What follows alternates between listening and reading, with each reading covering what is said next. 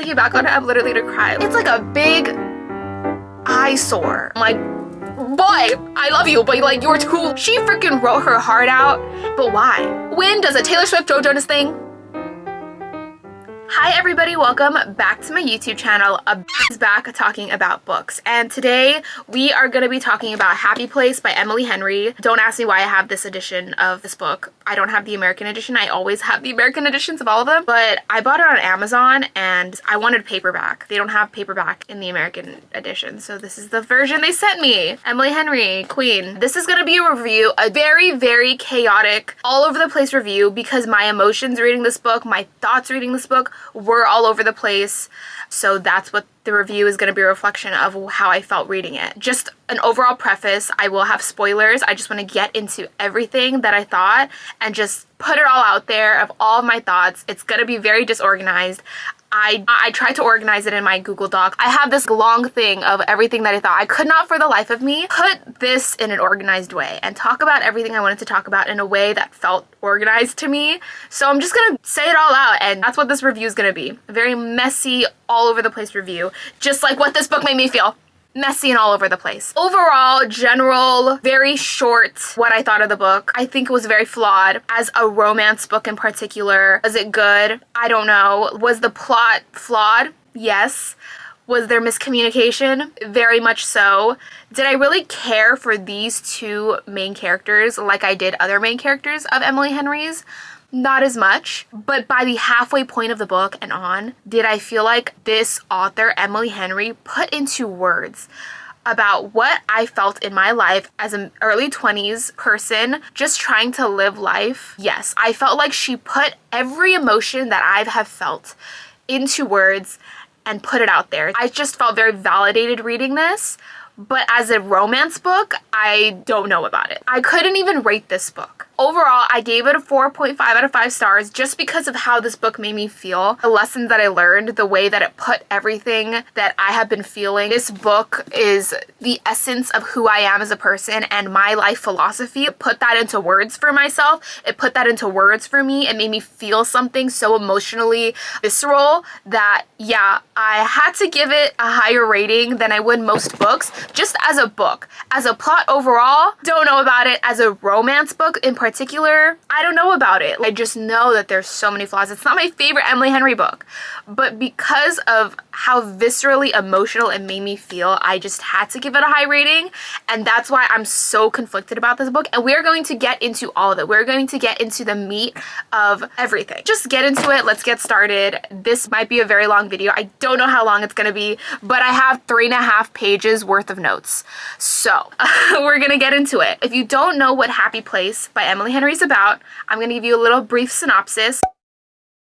It's a second chance romance that follows two exes who still fake being together for the sake of their friend group and their friend group vacation. Every single year, these two exes are part of a 6-group friend group that go to a house, a cabin in Maine, and have the time of their life every single summer. No matter what each person is going through in their life, no matter where people are, who they turn into, they can rely that this vacation will happen every single summer, and they will bond, they will have happy friendship time, and have the time of their life. They take this time out of their busy lives so that they can meet each other every summer. The friend group doesn't know that these two exes are exes. They have hidden this fact for the last, I believe, 5 to 6 months.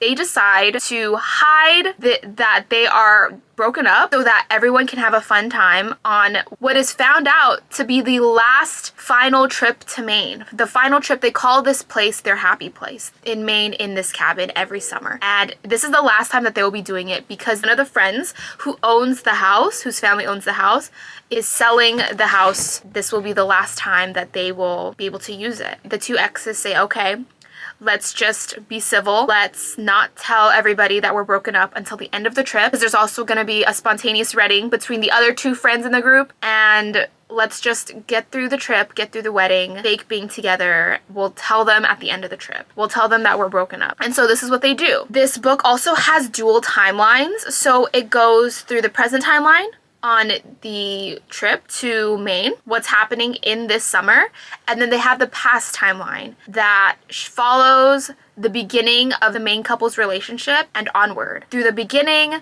through them knowing each other over the years. I'm not 100% sure, don't quote me on this, I think their relationship is 8 years long. 8 years they've been together. That's just gonna be a generic number. I don't know exactly how long their relationship is, but they've known each other since college, then through grad school, and now this is where they're here. They've lived together and everything. So it follows their whole relationship from the beginnings of how they met onward to how they broke up, and that is the whole past timeline. It goes through all of that. Now let's talk about the characters. We have two main characters, the two main love interests, the two exes. Who are they? We have Win. Win is the guy. He is a very handsome man, very likable person, and this is what everybody says about him. He thinks he peaked in high school, and he's so mean. Both of these characters, they're so mean in different ways, and I'll get into it. That once people get to know him, they get bored. At first, he seems intriguing, people like him, but then after that, that's as deep as it gets, and then people find him boring and don't like him anymore. He's self-deprecating, and he self-deprecates on himself all the time. I just related to him so much about being a people pleaser and just not feeling good enough. He never feels like he's good enough for anything, especially in this friend group. Win, as a person in this friend group, his girlfriend, or his ex, I guess, Harriet, the other character we'll talk about, Harriet wants to be a surgeon. Throughout the relationship, she goes to college, she goes to med school. She has ambitions and big ambitions to be a surgeon. The other friend groups, two of them are lawyers. He just feels like he's not good enough, and he's very much a homebody. He feels like everybody needs to like him because if nobody likes him, then he has nothing, in a sense. And then he grew up in a very loving family, had a good home life in a small town in Montana. We also find out later in the book that in this present timeline, he finds out that he actually suffers from depression, and he takes meds for it now, and it helps him out a lot. He wants to live a simple life, and he felt like everybody around him, even Harriet, who was his ex, was just so ambitious. Now we meet Harriet. Harriet was a nerd in high school. Her parents pushed her to really be a surgeon and in medical school, and she just had so much going for her. She was super smart. It always seemed like during the book as well, it seems like Harriet is the mediator of the group. She always is the middleman, always finding compromises if there's ever any tension within the group, breaks up a lot of the fights as well. Her family life is very distant. She's not close to her family. She's not close to her sister. The dynamic of Harriet's family actually reminds me a lot of my family. Honestly, a lot of other families of my friends. I don't know why Harriet to me seems very immigrant parent coded. I did have a video watching Elemental. It felt very immigrant parent coded. Or maybe her parents are immigrants. The idea of immigrant parents is that you sacrificed your life so that your kids can have better, and then there's a pressure on you to be successful in this very specific way. This is their very specific idea of success, and the idea of the American dream is that you need to have a stable job, a job of 6 figures, high income. I just feel like in general that is the mentality of a lot of immigrant parents, and I got that a lot from Harriet, and she feels a pressure on her back from her parents, and her parents aren't even close with each other. Her family dynamic is just not one full of love, very differently than in Win's family. They do go into the book of the first time that Win met Harriet's parents. Win was seen as not successful in Harriet's parents' eyes. Harriet's parents sees her sister as a disappointment in the family because she's a cosmetologist. She does makeup, and they see her as a disappointment even though she's out there doing what she loves. So yeah, those are the two characters that we get. We're gonna get into the meat of the story, right? And I think in general, what Emily Henry does best in a lot of ways is her characters. Her characters feel very visceral, very real. They are real people that go through these things. Everything about them is so detailed. You could pick them out and say that this could be a real person living a real life right now. Out of all of Emily Henry's characters and Emily Henry's books, this couple and the way that they're characterized, I think it has to do with the way the plot moves, felt the least memorable to me, and they just didn't feel as juicy of characters as her other books. I feel like they were definitely bodies, people, and representations to move what the messaging of the story was. I don't know if that makes sense, but that is my overall thoughts of the characters. Now I'm just gonna get into the review. So now you know the synopsis. Fake dating, exes, a second chance romance. friend group. The side characters, I could care less about. I really could care less about. I probably will get into the negatives first before the positives, but it's gonna have everything, okay? I could really care less about the side characters. I think this friend group was maybe a little bit too big for being a 370-page book. You have to have 6 characters to delve into. A 6-character book. And this friend group is supposed to be of so much importance and so much meat into all of the rest of the characters' lives, into the main characters, into Harriet and Wynn's lives. They didn't have time to really get into why this friend group was so amazing. It really felt like they just said they were best friends because they were best friends. It didn't feel like they really delved deeper into their relationships with each other during the trip. In the present timeline, this friend group did things that were just very generic. They went to go to the grocery store. They went to play games. They did a scavenger hunt, went to get, I don't know, coffee. They went to the lake. Nothing about each of the characters' dynamic together as a group felt very special to me. I was missing the magic of having a friend group, the magic of having this special place and this special bond with all of these special people. All the side characters didn't really feel that special to me, and not all of them were super likable. I know Sabrina, she's the rich one in the friend group. Hopefully you've read the book before you get into this video. She is the one who makes all the plans. I don't know, there's just something about her that she wasn't my favorite of the friends. Parth was borderline non-existent. They didn't give him any real characterization. I felt that way about a lot of the side characters. Even though the side characters are supposed to be so important to the main characters and be such a backbone to the main characters, I just felt like that part of it was missing in the story. I did give the book 4.5 out of 5 stars, but it has nothing to do with the plot. It has nothing to do with the characters. It only has to do with the message and the writing, which is crazy. As a romance book, this just wasn't a romance book to me. It was marketed as a romance, but really it was a self-help book.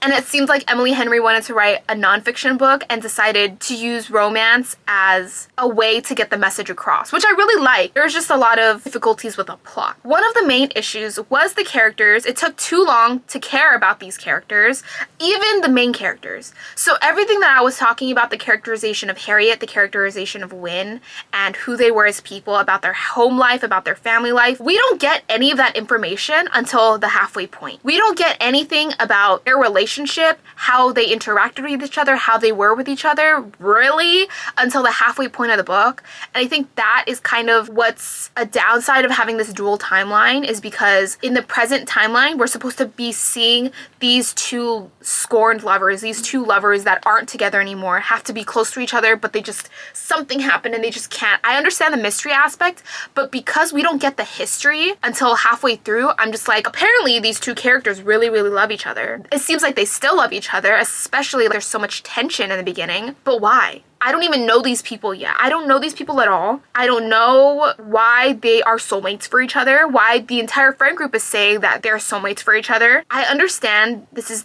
tension, but we're not getting the history of it yet. And then we don't get the history until halfway through. I was reading all of these scenes of tension, all of this beginning stuff, them going to the fair, this, that, and the third, talking about some sort of past that we don't know what happened yet. Very similar to People We Meet on Vacation. They were showing all of these scenes with information as readers we don't know yet. We don't know the history, so why do we care for these characters yet? That's what it felt like. Okay, they're at the bar, he's sitting on her lap, and he's like, why are you torturing me? That's what Wynn says. Harriet sitting on his lap. It's like scene of tension. Good scene. The scenes in here are really good. But in my head, I was just like, I don't really feel as much as I feel like I'm supposed to be feeling. I think Emily Henry wants the readers to feel torn as Wynn does. But the thing is, I don't know anything about these people, so why should I feel torn about this relationship I know nothing about? And apparently it's an 8-year-long relationship, and I know nothing about it yet. It felt a little bit too long to really get into who they were as people and to get to the conflict, that I didn't really care in the first half. In the first half of the book, I was like, whatever. Not memorable, didn't really care much. The second half is where all the good stuff happened. The whole confession and reveal of the breakup happens. Look at how much I tapped at this thing, okay? It happens in the last third. So finally, we get to the last third of the book. The only reason why I gave this book such high ratings, and we finally understand what the conflict was. We finally understand the breakup, what happened in the breakup, and guess what the breakup is? Guess what the breakup is? It's miscommunication. We get an entire love confession from Win, and we get all of the meat, all of what happened leading up to the breakup. Win loses his dad. He's sad. He's depressed. He's actually depressed. He gets meds for it now. And he was very sad and angsty, and he just thought he was holding Harriet back from life. And they were just two people going in separate directions in life. They were on different paths. This book, this plot, I could not stop reading it and thinking about La La Land, the movie. To me, this was super reminiscent about La La Land. It was these two people who felt like soulmates, who felt so right for each other, who pushed each other in their own ways, who loved each other. And the defining element that broke them up was their own successes in their own lives. That within itself is so realistic. It's realistic that maybe these two people were better off on their own and being broken up because they were just going in different directions. Win had moved to San Francisco for Harriet because Harriet had her surgical residency over there, and Win was just living his life and he was kind of degrading away. He just lost his dad, and so they ultimately break up, although it makes perfect sense, absolutely perfect sense for this to have a La La Land breakup, for these two people to just break up because it wasn't working, because they were going in different directions in their lives. Guess what they ended up making the actual breakup be? Miscommunication. Was that not enough? This is my thing, is that I thought that if you're gonna be in a relationship with someone for 8 years, as Harriet and Win had been, Harriet and Win were in a relationship for 8 years. 8 years. If this relationship was so good, there's no issues for 8 years, the ultimate breakup had to be a miscommunication because they were growing apart, right? And they're doing like a little long distance thing at the time. Harriet's coworker kisses her, and Win does a Joe Jonas. Win does a Taylor Swift Joe Jonas thing. He literally calls her on a phone call and is like, yeah, it's not gonna work. I don't think this is working out. I think we should break up. Literally, that's it. That's that on that. They don't talk about anything after that. Like, no communication. They don't talk about anything after that. Harriet is like, what? Because her coworker kissed her. He's like, yeah, I don't think this is working out. And then they break up.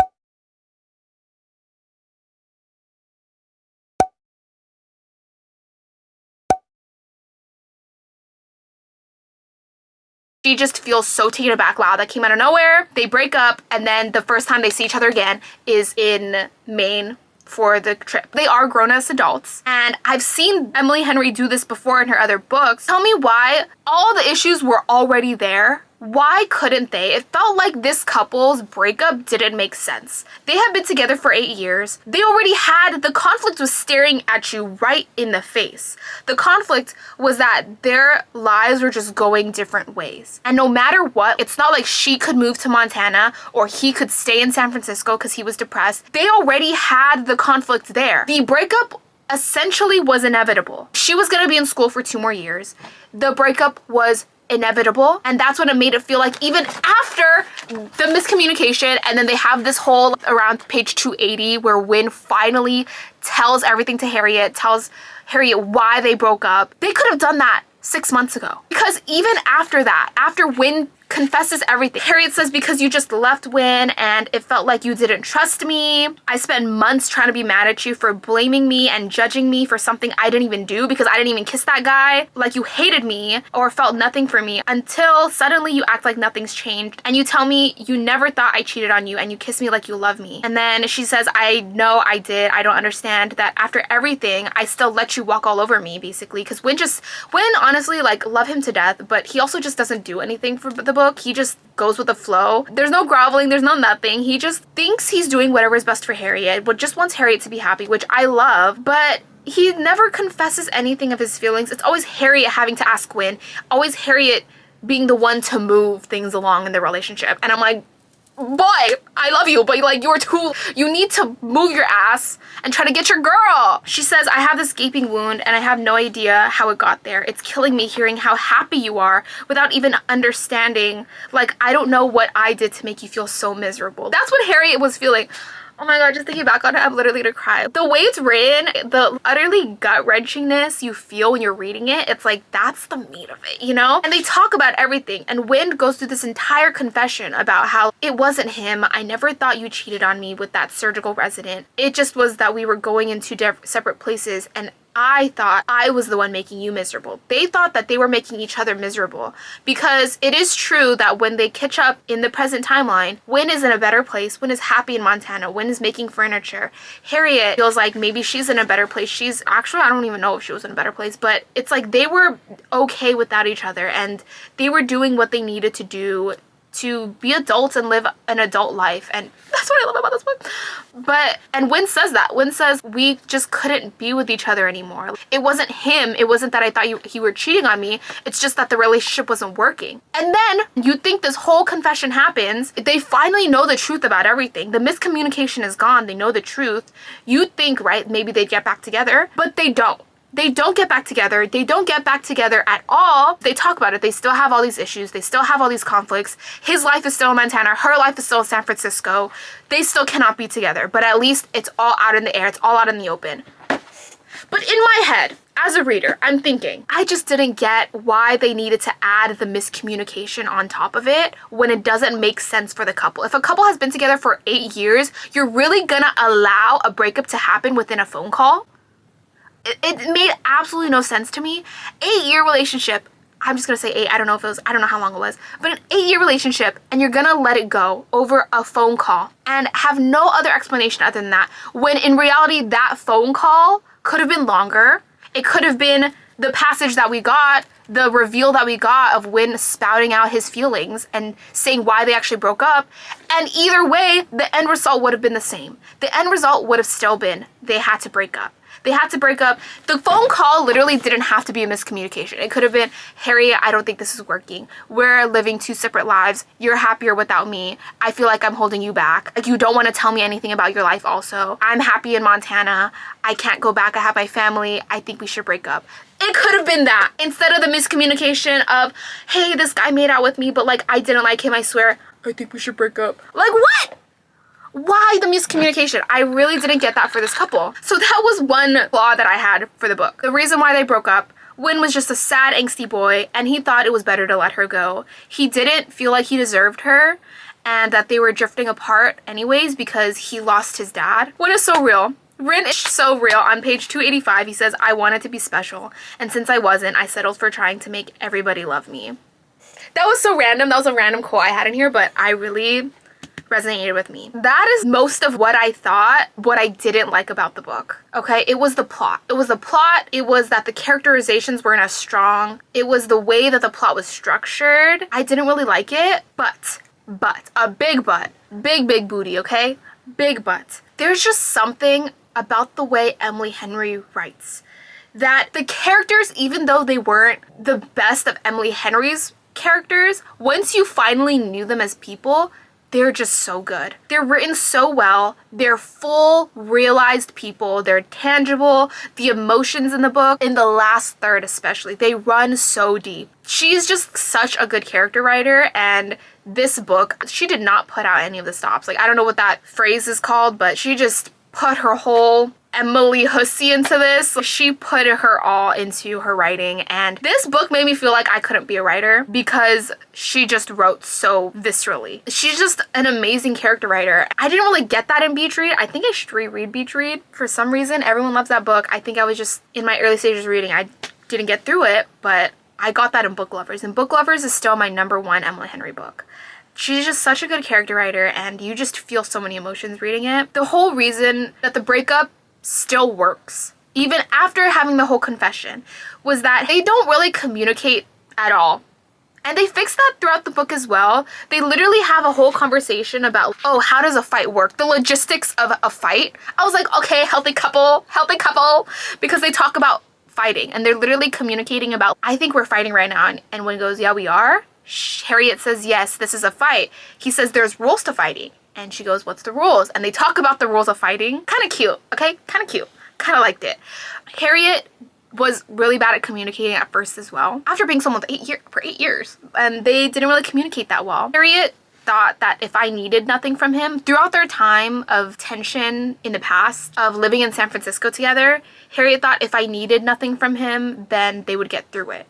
And then Wynne thought differently. Wynne thought Harriet doesn't even care for me anymore, and that's why she doesn't tell me anything. She's only holding on to me and to this relationship even though I make her unhappy. That's the reason why they broke up. Wynne broke up with her because he knew that Harriet wouldn't do it. He knew that Harriet would still hold on to the relationship even though in his eyes, because he's a self-deprecating king, okay? He doesn't think he's worthy of anything, which I love you, Wynne. You are worthy. You're literally so worthy. He thought that Harriet wasn't happy with him, and he decided to take one for the team and just break it off so that Harriet could be happy, and he really wanted Harriet to be happy. He always kept asking her throughout the book, Harriet, are you happy? I want you to be happy. I hope you're happy too, because he's also in a better place too. He's happy. Yeah, the whole book gave me La La Land vibes. I didn't care for how the book started, but the last third, what the fuck? What the fuck? There was just something about Emily Henry's writing style that is so gut-wrenching. Every single sentence, every passage was so emotion-inducing. She could write. She freaking wrote her heart out, and I tabbed this book up. I don't know if you can see it, but I tabbed this book up like no other.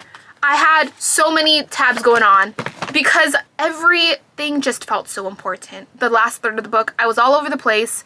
It was so bittersweet until the very end. It was so relatable too, about what it is like to be in your early 30s, in your late 20s, in your early 20s too. I'm in my early 20s. And it was just bittersweet. It was so relatable. This book is what I mean when I said a couple videos ago about King of Pride, about how when you write something because you have something to say. This book is the epitome of that. This book, you can tell Emily Henry had something to say. She had something she wanted to tell the world. She had something to say. It has nothing to do with the romance at all. It had to do with humanity, with who you are as people. And she had a freaking message, and she said that message, okay? This whole book was so bittersweet. It was so melancholy. It was a message that I already knew, but it just felt so important putting it into words. It felt so important for everybody to hear. This book is called Happy Place. It's very on the nose in the way that it's about just wanting to be happy in your life. That is why you live life. You live life, be happy. You don't do it for other people. You live life for yourself. You live life so that you can find happiness in wherever place it comes from without any of the expectations that other people put on you. Something that I really needed to hear from all the pressures that might be put on my family, on how society may view your own lifestyle. Everybody says you need to take a job in a very specific directional route. All my friends are nurses. A lot of my friends are in the medical field. It's just that like existential dread that you feel about the expectations that are put from others and that you put on yourself. Once you know the conflict, once you know why they broke up, the ending of this book is very obvious, but it's about the journey and it's about the emotions that you go through while reading this. I think that is where the meat of it is, and that is how I felt a lot of Emily Henry books. To be honest, I forget everything that happened to book lovers. I forgot everything that happened when people read Meanification, but I just remember so vividly while reading it, eating it up. And I think that's what it's about. The journey and the emotions that this book wrings out of you in the last third. Holy fucking shit. To me, that is what made it worthwhile reading. I don't know if this is a 5-star read or a 4.5-star read, actually, just looking at it bare bones. But for me as a person, for everything that I want to live my life, this book was a representation of me and how I want to live my life. If people were to ask me, hey, who are you? Who is Demi? What does it mean to be Demi Lee? What is your life philosophy? What is your motto? What are your morals? I would say read this book. It has everything that you need to know about me, what I value and what I feel as a person. Read this book and you'll understand me. That is what this book made me feel. It's not the most perfect book in the world at all. There's so many bad things about the plot. And I'm still not even done with the plot. We still haven't gotten to the ending, the pottery shit, okay? We haven't even gone there yet. I just felt like so many people could relate to Harriet's situation, could relate to Wynne's situation. How her parents felt, the pressure of money, the pressure to be somebody that you are proud of. Not even living life for yourself to be happy, but so that someone else can look at you and that they could be proud of you. Being a person and making yourself up to be a person that they can be proud of you of. And that is how Harriet lives her life.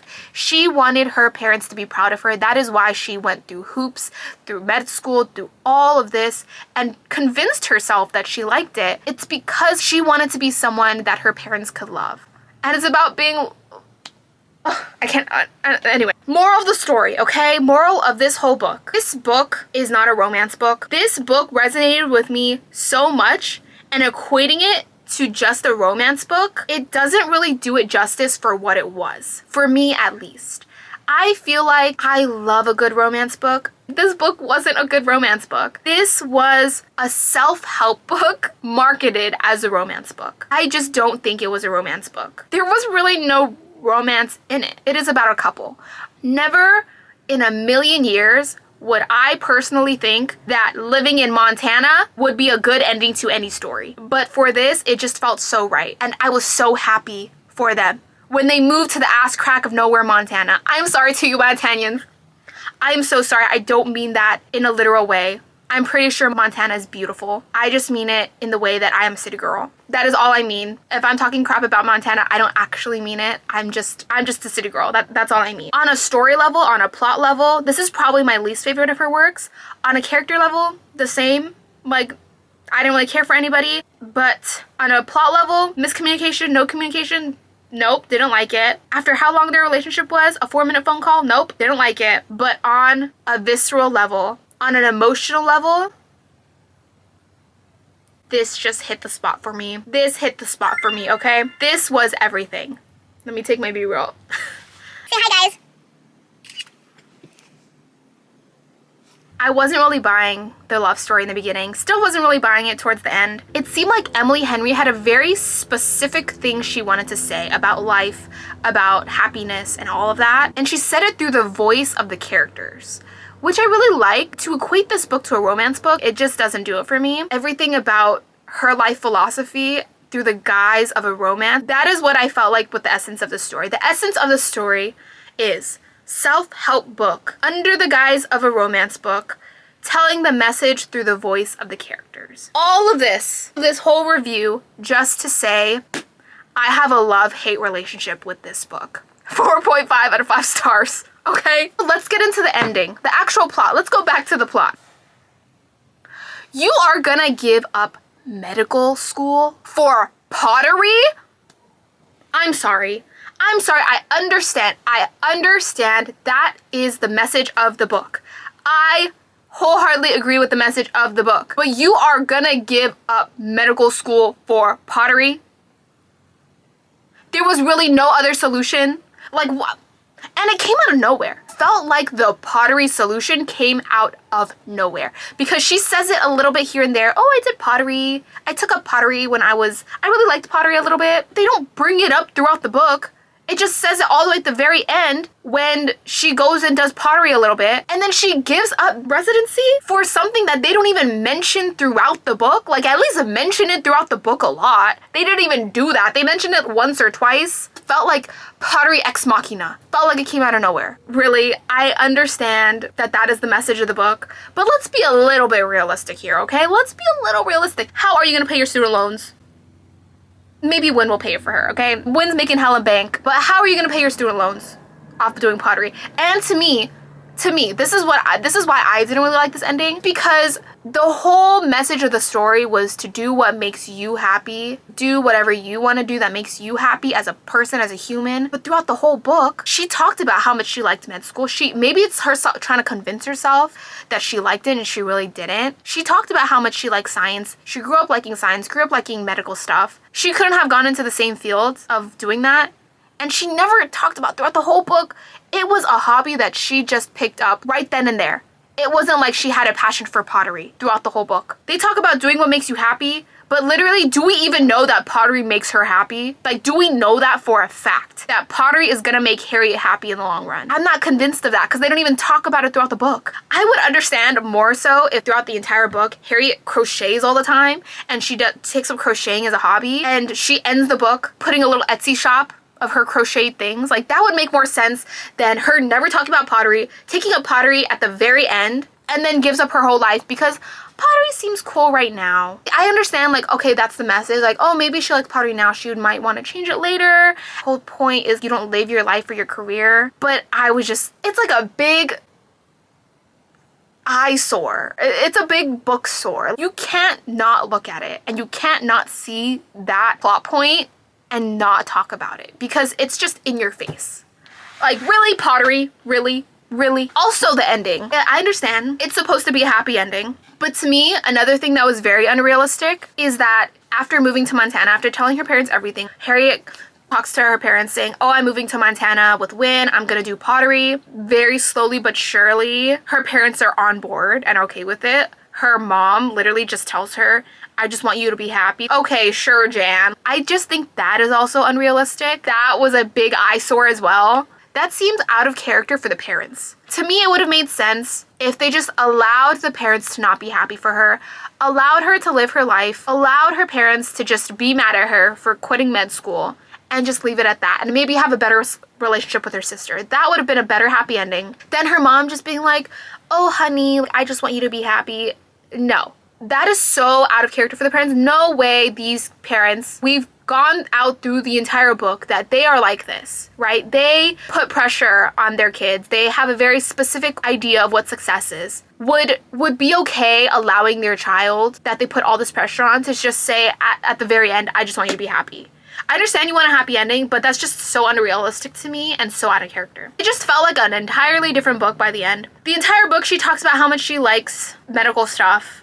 She's always wanted to do it. Maybe she was deeply, deeply lying to herself, but what would have been a more realistic ending is she takes up something within the same field, but something that maybe she had hinted at liking earlier, but she just never wanted to go that route because she was always very stuck on being a surgeon. Because she talked about it throughout the book that when she grew up, she really liked science, she really liked the brain and all that stuff. Maybe she was really, really, really lying to herself, but I don't know. I just feel like this ending could have gone so many different ways and it just didn't. Another thing is I understand Win being self-deprecating, hating himself, but it'd also be nice if he did a little small gesture here and there. Harriet was the one pulling the whole plot forward.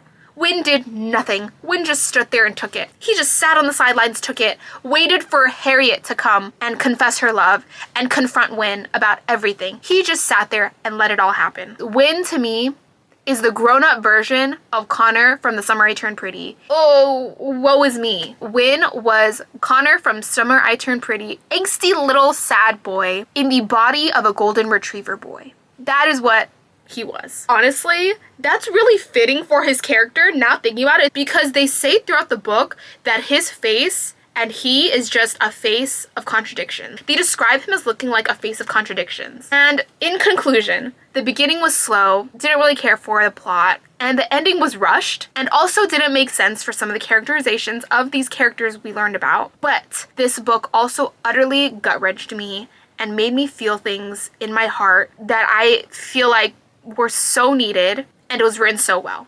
So that is the conclusion to this review. Book Lovers is still my favorite Emily Henry book. I felt so much reading this. So overwhelmed with emotions reading this. It is a very flawed book. Very flawed. I talked about the flaws throughout this whole book, basically. Some parts were boring, but either way, the way it was written was amazing, and I will still continue to read Emily Henry forever. She is so talented. My goodness. I hope I got all of everything I wanted to say out.